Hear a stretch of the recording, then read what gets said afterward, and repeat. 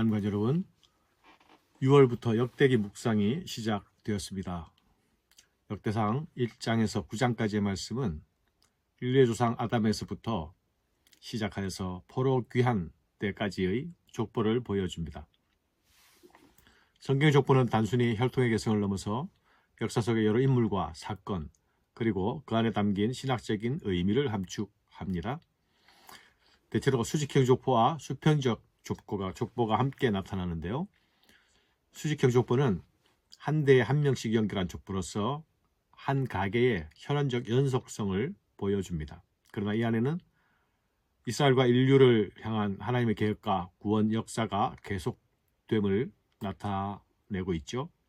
수평적 족보는 한 조상 아래서 뻗어나가는 여러 가계를 열거한 족보입니다. 그래서 각 가계 간의 관계성을 나타내주고 후손의 번성을 통해서 하나님께서 약속한 생명 번성의 축복이 임하였음을 보여줍니다. 어제 본문에서는 아담에서부터 아브라함까지의 계보를 살폈습니다. 이 족보들이 가지는 의미는 아담 이후 타락한 인생을 구원하시기 위한 하나님의 구원 계획이 지속되고 있음을 보여주었습니다. 오늘 말씀은 아담부터 시작한 족보가 이스라엘 12아들에게까지 이어지고 있죠. 이 12아들 중 유다를 통해서 훗날 예수 그리스도의 출생까지 연결됩니다. 유다의 아들 중에는 베레스로 연결되고, 베레스에서 다윗까지가 10대, 셈에서 아브라함까지가 10대, 아담에서 노아까지가 10대로 연결되는 그런 형식을 가지고 있죠. 이스라엘 12지파의 족보는 이스라엘 민족과 또 나라를 배경으로 하는 하나님의 계획과 섭리를 반영하고 있습니다. 유다가 선두에 나와서 다윗과 유다 왕국의 역사, 그리고 메시아에게로 이어지는 영원한 왕국을 바라보게 합니다. 바벨론 포로에서 유다 땅으로 귀환한 이스라엘에게 족보의 의미는 특별했죠. 자신들이 세상에서 짓밟히는 존재들이 아니라 하나님의 언약 백성임을 이것을 통해서 상기하게 되는 것이죠. 하나님의 전능하심과 구원 계획에 자신들의 시선을 맞추는 것이었습니다. 그들에게 유다 지파의 존속은 하나님이 다윗 언약을 신실하게 지키신 결과로 받아들여졌습니다. 오늘 말씀에는 우리는 하나님의 언약 백성이다라는 그런 이스라엘의 이해가 담겨 있습니다. 이스라엘 12아들은 각각 지파의 기초를 이루었죠. 하나님이 아브라함과 맺으신 언약이 이 공동체를 통해 성취되는 그런 역사를 보여줍니다. 이 족보는 특별히 포로 귀환 이후의 공동체를 향한 중요한 메시지가 담겨 있습니다. 성전은 무너져 버렸고 왕권은 사라져버린 상태입니다. 그들 공동체는 크게 약화되었습니다. 그런 상황 속에서 그들은 이 족보를 통하여서 위로와 소망을 가집니다. 하나님께서는 여전히 자기 백성을 기억하고 계신다. 아브라함과 다윗을 통해 주신 언약을 신실하게 지키신다는 사실을 기억함으로써 자칫 무너질 수도 있는 스스로를 다지고 있는 것입니다. 사랑하는 여러분, 우리 성도들 역시 우리의 신앙은 결코 개인적인 것이 아님을 알아야 합니다.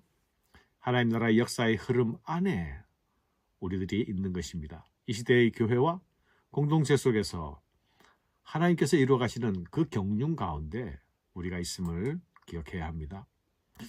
오늘 말씀에는 특별히 유다 지파가 강조되어 있죠. 그 중심에는 다윗 왕조가 자리하고 있습니다. 포로기 이후 유다 공동체는 현실적으로 다윗 왕조가 무너지고 나라는 망해버린 상태였죠. 이런 상태에서 하나님 나라에 대한 소망도 멀어지고 사라지는 듯 보였습니다. 역대기 기자는 바로 이런 현실 속에서 그럼에도 불구하고 하나님의 약속은 변치 않는다는 사실을 보여주고 있는 것입니다. 다윗 왕자를 통해 여전히 자신의 구속 계획을 하나님께서는 이루고 계신다라는 사실을 강조하는 것이죠. 지금 그리스도인들도 우리가 비록 어려운 가운데 있을지라도 하나님의 약속과 하나님의 일하심을 신뢰해야 합니다. 하나님의 나라가 다윗의 혈통 예수 그리스도를 통해 우리 가운데 지금도 임하고 있음을 확신하는 그 믿음 가운데 살아가야 할 것입니다. 유다 지파의 족보에는 단순히 왕권의 계보만 기록되어 있는 것이 아닙니다. 성전 건축에 관련된 인물들이 포함되어 있죠. 헤스론의 아들 갈렙의 후손을 보면 그 중에는 성막 건축에 기여한 부살렐이라는 이름이 거명됩니다. 오홀리압과 함께 활동한 사람이었죠. 또한 헤브론의 장건자 마레사란 이름이 42절에 나타나고 베들레헴의 장건자 살마의 이름이 51절에 또 나타납니다. 이것들의 의미는 포로기한 이후에 이스라엘 그 귀한 공동체가 성전 재건과 함께 모든 무너진 것을 다시 수축해야 하는 과제를 앞에 두고 있었습니다. 그러므로 이들의 이름은 모든 무너진 것들을 다시 세우고 다시 일으킬 그런 회복의 꿈을 담고 있는 것입니다.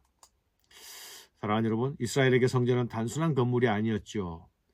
그것은 하나님과의 언약 관계를 상징했습니다. 이스라엘의 정체성의 중심이었습니다. 우리는 지금 성전이 아닌 건물인 예배당에 모여서 예배하지요.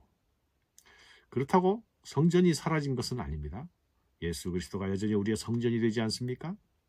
우리는 예수 안에서 하나님의 임재를 경험하는 영적 예배를 사모해야 합니다. 우리는 하나님의 임재가 약속된 그 성전 신앙을 회복해야 하는 것이죠. 성전으로 임재하시는 그 하나님의 임재를 또한 경험해야 합니다. 우리가 예배로 모일 때마다 예배자로 주께 나아가며 참된 예배의 회복을 통해 하나님께서 허락하시는 우리의 삶이 새롭게 됨, 또 우리의 삶이 싱싱해짐, 그런 은혜를 사모하고 갈망해야 하겠습니다. 감사합니다.